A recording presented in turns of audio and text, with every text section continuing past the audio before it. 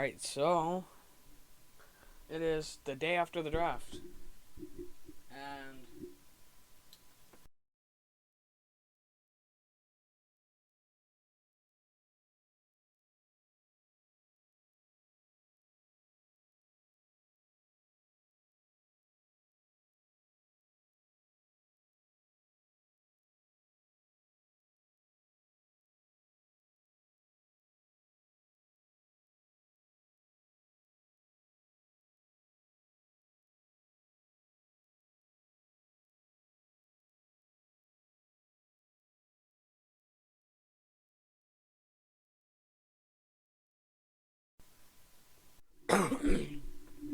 with just where they went, how they fit. Also, after this draft, Notre Dame has the most all-time draft picks. But anyways, as UDFA's, Nick McLeod got picked up by Buffalo. That's nice. I thought he would get drafted because people started to notice him because of that 4.37 40. I thought he could be drafted. Same thing. I thought Sean Crawford could be drafted. He went to Las Vegas as a UDFA too. I really thought he could, just because of him coming out of college. Tommy Kramer and Javon McKinley and Brock Wright all went to Detroit. Brock Wright I didn't see getting drafted, but the other two I thought also could. Ben Skoranek also got drafted. I didn't know if he would get drafted or not, but I thought he could.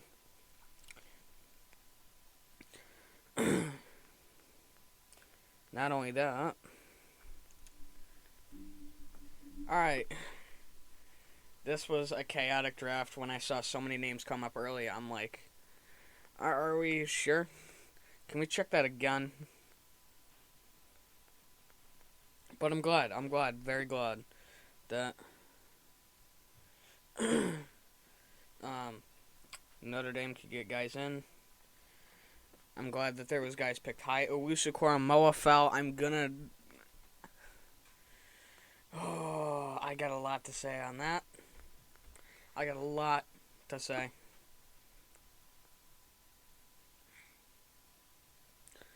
And looking at him going to the Browns, I like that he went there. That's a nasty defense. I like it.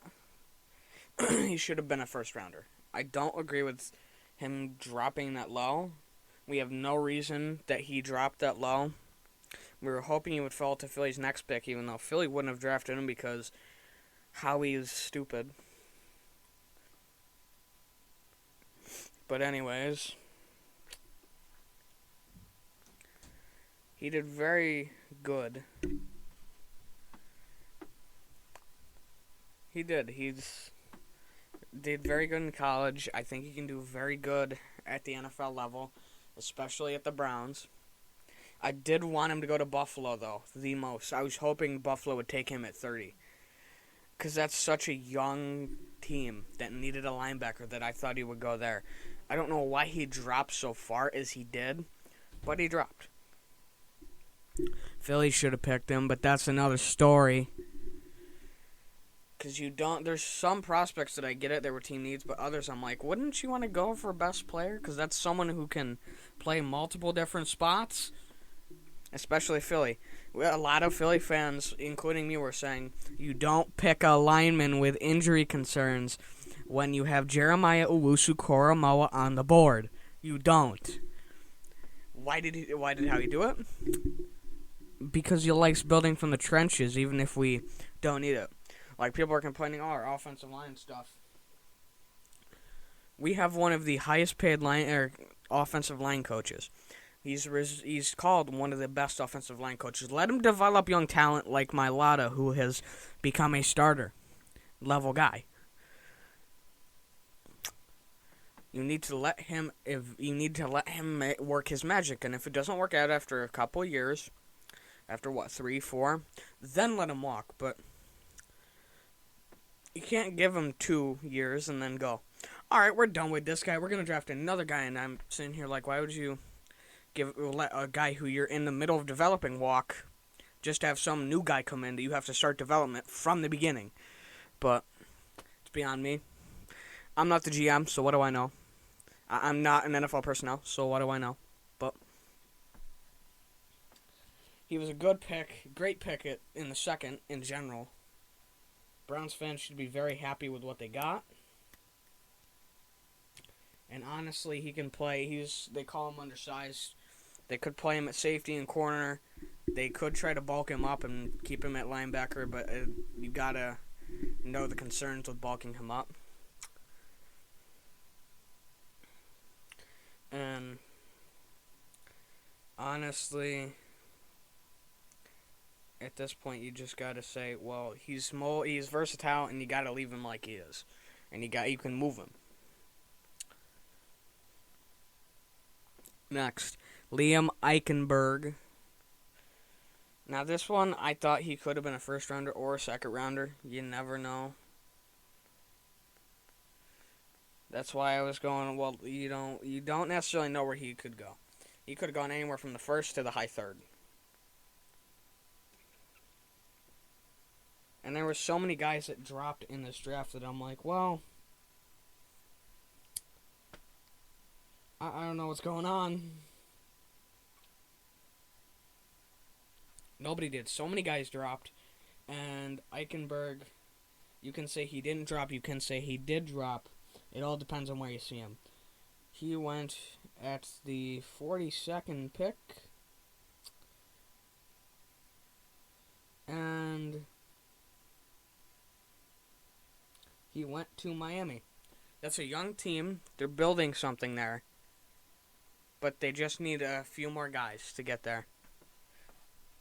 I think it's a good landing spot. He can move if he needs to on that offensive line. I think that's a good pick. It's a good landing spot. And they got another good guy to protect Tua or whoever's at quarterback.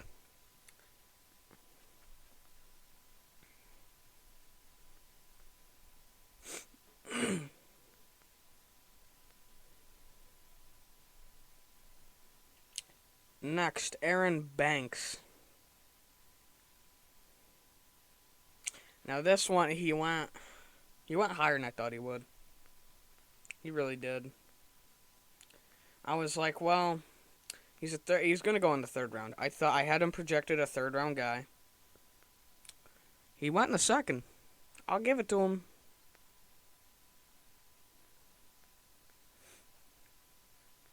I will give it to him.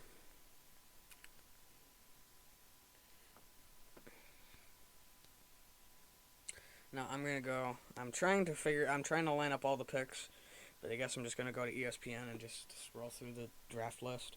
But this was a pick that, again, I don't know if it was high. I don't know if it was a reach. I don't know if it's around the range that you'd want him. But he's a good guard. He's a good guard. I don't know why you draft him so high, though. But I'm not sure. I'm not sure why you take him that high. Everyone had him projected third, at least. Some had him projected fourth.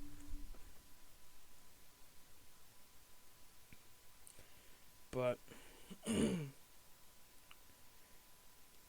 he went at the 48th pick to the 49ers. I like that. It's another good landing spot. He lands with former Notre Dame Fighting Irish lineman Mike McGlinchey. I don't know if they crossed paths. I haven't back-checked, so I don't know for sure. They could have. Take that with a grain of salt. They could have. But this member of the Herd's joining up with a former Irishman and could teach him a thing or two, even though they play two different positions. I like the pick. Not the best, but he's a great run blocker, and he's a great hand fighter. So they just got somebody good for their line.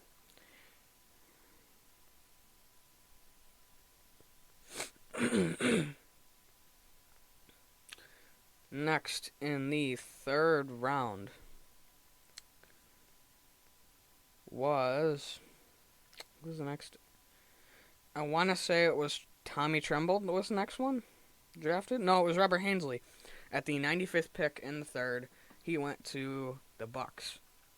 He may earn a ring in his first couple of years. You never know. I think he's a great player. I don't know if I had him projected in the fourth. I don't know if he should have gone high either. But he can move. He can provide depth. He did kick inside to gardens. He could kick inside to garden center if he needed to. And I would be confident saying that that's a good pick for where they picked him.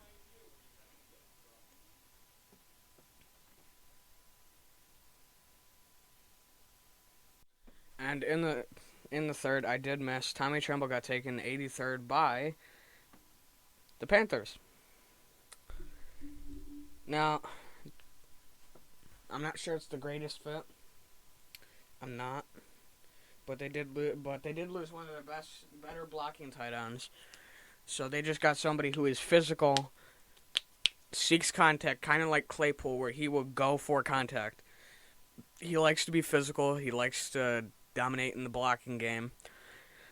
He's a great pick. He was a great pick for most teams that would get him. I think he has the potential there to be somebody great. It's just who taps into it and how they tap into it is how it's going to play out. He was great in Notre Dame. I feel he was slightly underrated. He could have stayed another year, but he didn't. He was somewhat in the shadow of Cole Kmet. I think he should have stayed another year, though.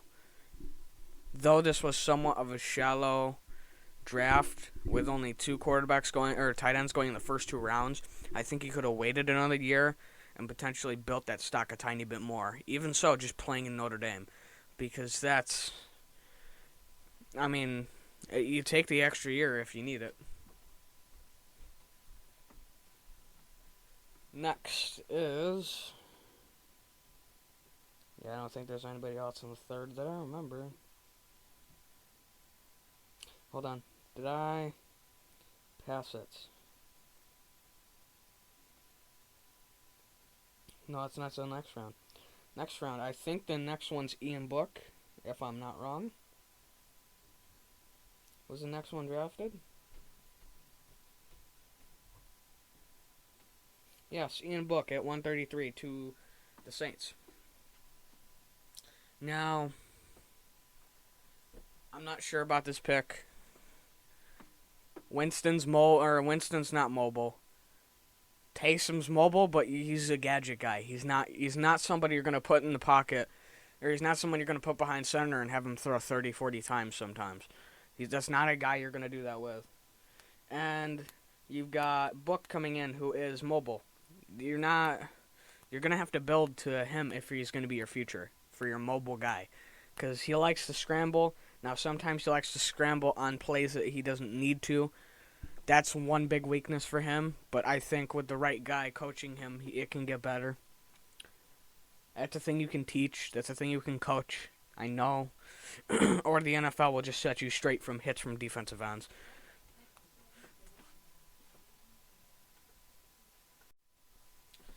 And you've got to build to him being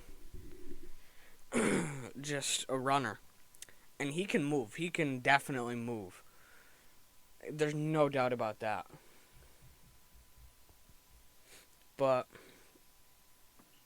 And he's got great vision. The one thing there's times where if there's a lot of pressure, his accuracy is not the greatest.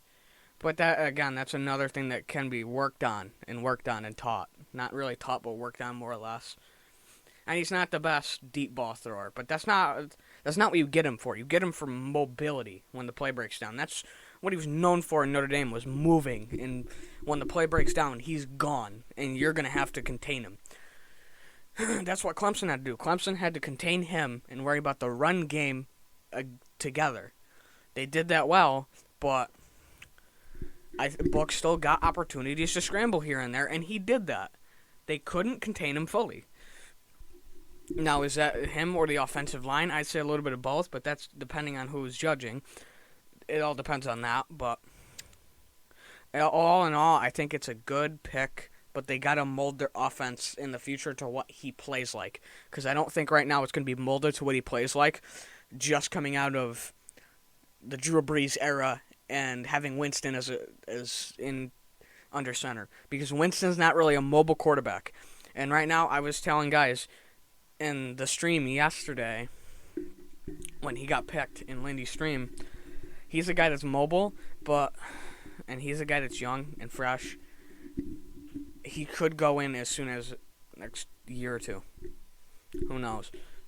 Do you really want Winston throwing, as we call him, 30 for 30 Winston throwing under center for too long while you've got a guy learning behind him? Do you really want a guy learning behind him in the first place?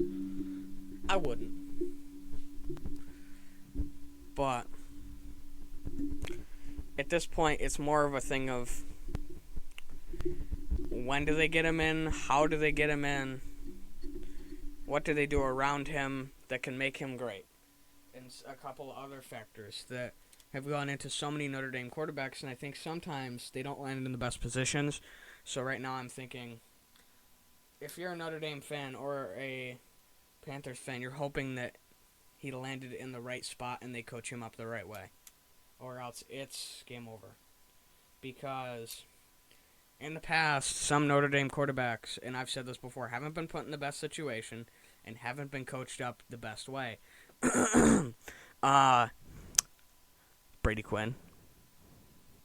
And they're immediately gonna make comparisons to a former Panthers quarterback who also came out of Notre Dame. I guarantee they'll try. Jimmy Clausen. But it's a different situation now. So it is what it is. And we'll move on to the next pick. The next pick of a Fighting Irish alumni was in the 5th. I think it was in the 5th. That it was in the 6th. Nope, 5th. Dalen Hayes. He dropped a little bit for what I liked. I liked him in the 4th. To be honest. But I get why he dropped to the 5th. Because I think there was a surge in corners and DBs at one point in the 4th.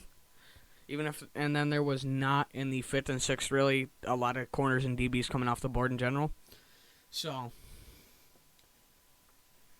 he went 171 to the Ravens. Good pick.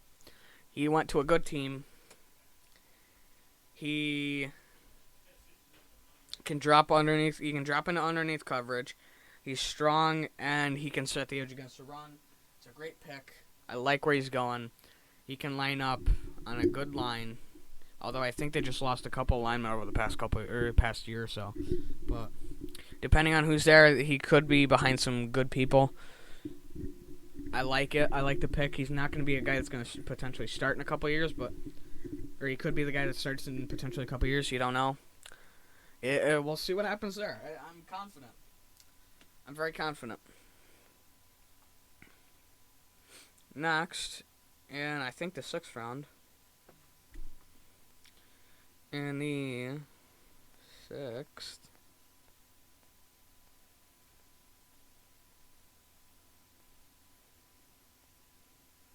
No, nobody went in the 6th, but we had one go in the 7th.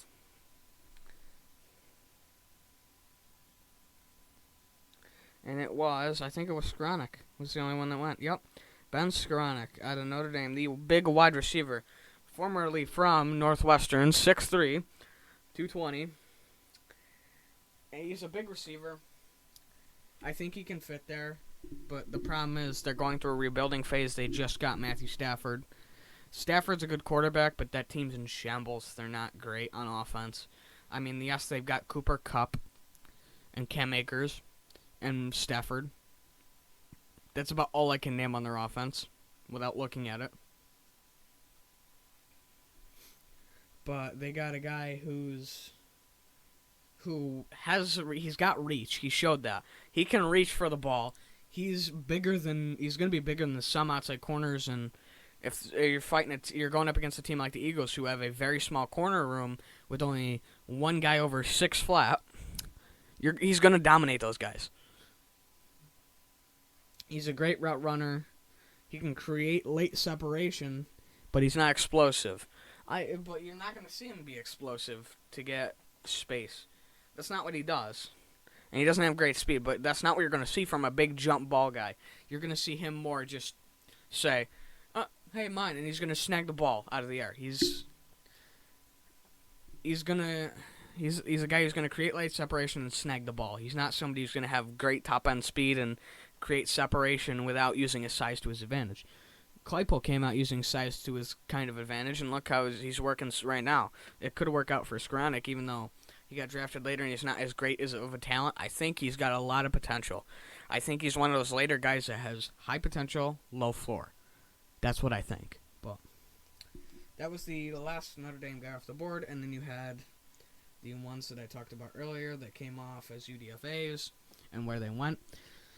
And the ones that went to Detroit went there with former alumni Julian Okwara and his brother Romeo Okwara, who just got a payday earlier in the season, or late in the season. So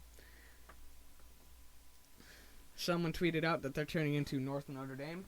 North Notre Dame. I would not be opposed to that whatsoever. Because I don't necessarily hate the Lions. I kind of like them. Mostly just because of Calvin Johnson and Stafford, even though they love wasting careers. They've gotten somewhat better. They're one of the teams that I like more than others a lot. Not because of players, but just in general. And they don't have the greatest roster, and they're known for wasting talent. But, hey, we'll see what happens with these guys. We'll see what happens with all of them. I'm confident in a lot of these guys going to the NFL that they may have a future there. Is anywhere from role players to superstars. So, let's just be happy they made it there in the first place and hope that they all succeed as best they can. But anyways, blue and gold game happened. The blue and gold game happened, yeah. I was going to stream for it. I didn't. I ended up hanging out at Lindy's stream, and I didn't stream for it.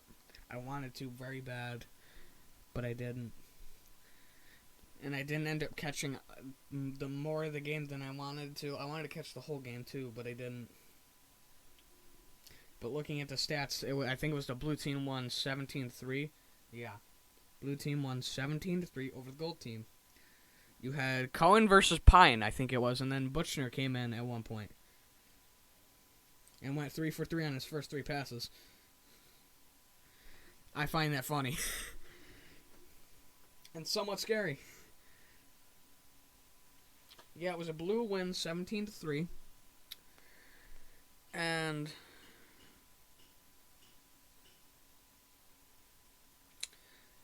it was a good game. And this followed the 14 closed-door practices of spring.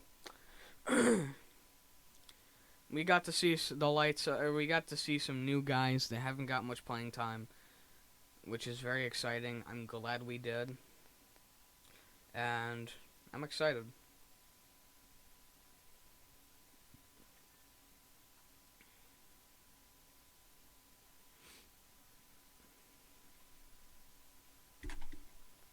So, right now, it is still a competition between Cohen and Pine, but Cohen went 18 for 32 and 197 and 1 pick. Pine went 11 for 23, 146 and a pick. So I think it's safe to say that Pine is kind of losing that battle, more or less, although it's very close still. Kelly still won't announce who's starting. I get it. You're going to want to have competition going in. Butchner, the freshman quarterback, Tyler Butchner, did come in, and he did some work here and there. And he's not redshirted, thankfully. And at one point, he did juke Myron Tagovailoa-Amosa. In the second half, as blue quarterback, he strung together 3 20-plus yard completions in a row, and he scrambled for the game's first TD. He set up a fourth quarter score with 37-yard connection to Lenzy and went 6 for 9 for 140. That's a good game from him. I'm glad he could come in and succeed somewhat. Looking at the pass rush, there wasn't much blitzing, which kind of surprises me because you see a lot of blitzing sometimes from this defense and sometimes you don't, but that's just one side of it. But pressure did get made. There was some pressure.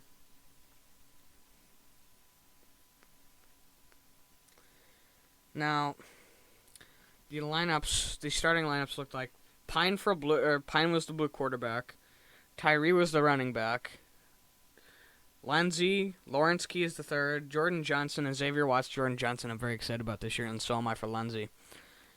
Keys, I'm somewhat excited for, as long as he doesn't go near special teams again, or can touch it with a 10-foot pole, or else I'm going to be flipping out.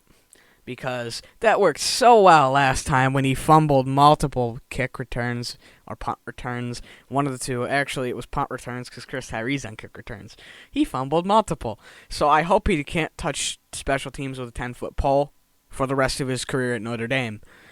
Or ever for any poor team that tries to take a chance on him. Unless he gets better with his hands with that. Blue tight ends were Mitchell Evans and Kane Barong. Blues offensive line was left tackle Tosh Baker, left guard Rico Spindler, who is a freshman, by the way. Dylan Gibbons at center, Josh Dirksen at right guard, and Michael Carmody at tackle. Blues defensive line looked like at edge you had Isaiah Foskey and Justin Ademiola, and at defensive tackle you had Jason Ademiola, who seems to be brothers with Justin, and tackle Howard Cross. Blues linebacker core was Jack Kaiser and the Rover, Bo Bauer, and Shane Simon. That is a scary linebacker core, I will say that, with Jack Kaiser and Bo Bauer. Blues secondary was corners, Cam Hart and Tariq Bracey, and safety, Litchfield Ajavan and DJ Brown. Now, the gold team had Jack Cohen at quarterback, Kyron Williams at running back, Avery Davis, Joe Wilkins Jr., Lorenzo Stiles Jr., and Jay Brunel at receiver. They had George Takacs and Barong. Barong did play tight end for both teams. On their offensive line, they had left tackle Blake Fisher, again, freshman. At left guard, Quinn Carroll. At center, Zeke Corral, who has moved, it looks like. Right guard, Andrew Kristofic. And right tackle, Josh Lugg. If he does move there, I'm not confident at this current moment. On the goal defensive line, you had Myron Tagovailoa Amosa. On the edge, Jordan Botello at edge. Or end, whatever. And at defensive tackle, you had Riley Mills and Kurt Heinisch. Gold's linebacker core was Isaiah Pryor, J.D. Bertrand, and Maurice Leufau. Interesting. Pryor did play at the Rover. And Gold's secondary was at corner, Raymond Henderson and Clarence Lewis, the young guy who I'm hoping will still run with first team. And safeties, KJ Wallace and Houston Griffith. Didn't Houston try to transfer? Non-participants were Kevin Austin Jr., Kevin Bauman, Brendan Clark, receiver Griffin Eifert, Kyle Hamilton. I don't know why Kyle Hamilton didn't play. I think he's still hurt or something.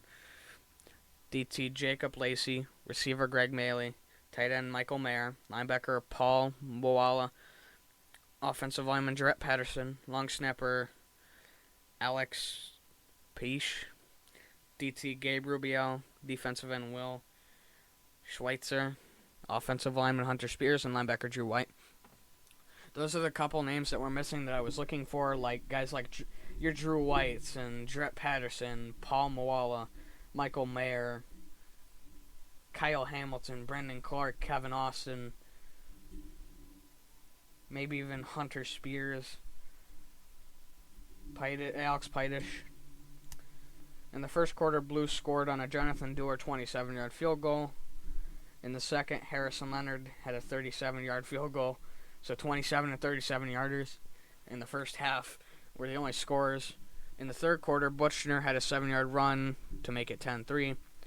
And then in the fourth quarter, Leo Albano had a 1-yard rush, apparently, to make it 17-3.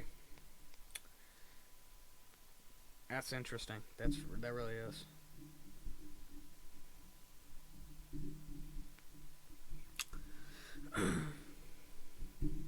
It was a good game. I'm wondering how our line's going to look put together. I'm wondering how both lines are going to look, actually. And our secondary and linebacker core and receivers. I'm very interested in most of the team. I'm interested in whoever gets put at quarterback. I want to know who gets put at quarterback. Very much. But it all depends. Who wins?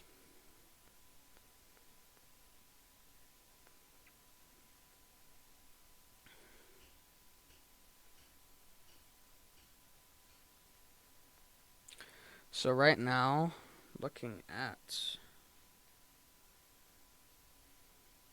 the spring football roster, right now, this is only the spring football roster. Right now you've got Jack Cohen, Brandon Clark, Drew Pine, Tyler Bushner, Ron Powles Jr., or Ron Powles III, all at quarterback. And walk-on Cole Kappen at quarterback. At running back, you've got Kyron Williams, Shebo Flemister, and Chris Tyree. It looks like the the freshmen got redshirted. At receiver, you've got Avery Davis, Braden Lindsey, Kevin Austin Jr., Joe Wilkins Jr., Lawrence Keys Jr., Jordan Johnson, Xavier Watts, Jay Brunel, Lorenzo Styles Jr. Then you've got walk-ons Leo Albano, Matt Salerno, whose brother is a walk-on kicker, Greg Maley, Connor Redigan, Griffin Eifert, and Henry Cook. At tight end, you've got George Takacs, Michael Mayer, Kevin Bauman, Ken Barong, and Mitchell Evans with walk-on Charlie Selna. At the offensive line, you've got Joshua Lugg, Dylan Gibbons, Jarrett Patterson, John Dirksen, Zeke Cornell, Andrew Kristofic, Quinn Carroll, Hunter Spears, Tosh Baker, Michael Carmody, Blake Fisher, Rico Spindler, and Caleb Johnson. Those last three were all freshmen. And then you've got walk-ons Max Siegel, Quinn Murphy, and Brandon Wicks. A lot of guys on the offensive line. On the defensive line, you've got Myron Tagovailoa-Amosa, Justin Ademiola, Isaiah Foskey, Nana Osafo Mensa, Jordan Botello, Alexander Ahrensberger, Bill Schweitzer, Devin Opiu. Some of these names, I'm like, I don't know if I'm pronouncing them right, but this is how I'm going to pronounce them. And then, especially some of the D linemen, I'm like, how do you pronounce this? And then you've got two walk-ons, Zane Hemsworth, and Giovanni Gigliotti. All defensive linemen were listed as D linemen, but Tagovailoa-Amosa will be playing end based on information. At defensive tackle, you've got Kurt Heinisch. So that was actually defensive end. Defensive tackle, you got Kurt Heinisch, Jason Ademiola, Jacob Lacey, Howard Cross III, Riley Mills, Aiden Kiania, and Gabriel Rubio. It took me a second there.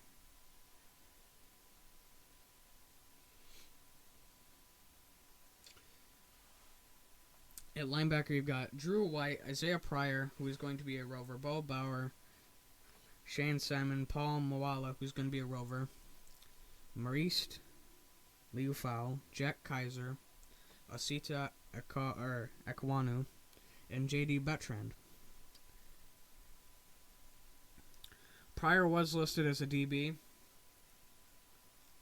So we don't know if he's safety or corner. We don't know. At safety, you've got Houston Griffith, DJ Brown, Kyle Hamilton, KJ Wallace, Litchfield Javon, and Justin Walters. And you've got walk-ons Chase Love, Marcus Thorne, Eddie Scheidler, and Chris Vallada. At corner, you've got Tariq Bracey, Cam Hart, Clarence Lewis, the sophomore, Raymond Henderson, Caleb Offord, who are both sophomores but have the eligibility of freshmen. So that means they got redshirted. Ryan Barnes, Philip Riley Jr., who are true freshmen, and Marcus Thorne, the walk-on. On special teams, you've got Jonathan Dewar as your place kicker, Michael Vinson, who is a walk-on long snapper, Axel Rarup, who is a walk-on long snapper, Jake Rittman, who is a walk-on punter, Jay Bramblett at punter, Harrison Leonard, walk-on place kicker, and Alex Pitish. I don't know where the other Salerno is. I don't know, but I don't know if he graduated or not. I thought the other one was a place kicker. I'm not sure. But anyways, that has been the podcast. Kind of a long one. I'm glad we know general of the roster, and we got to see who would go in the draft and where they'd land. It'd be nice to know a little bit more about this Notre Dame roster right now, but I'm happy with what we know so far and where we can kind of place guys at, especially judging on where some guys played in the Senior Bowl. So that'll be interesting. I can't wait. And this is the Golden Dome. I will see you next time.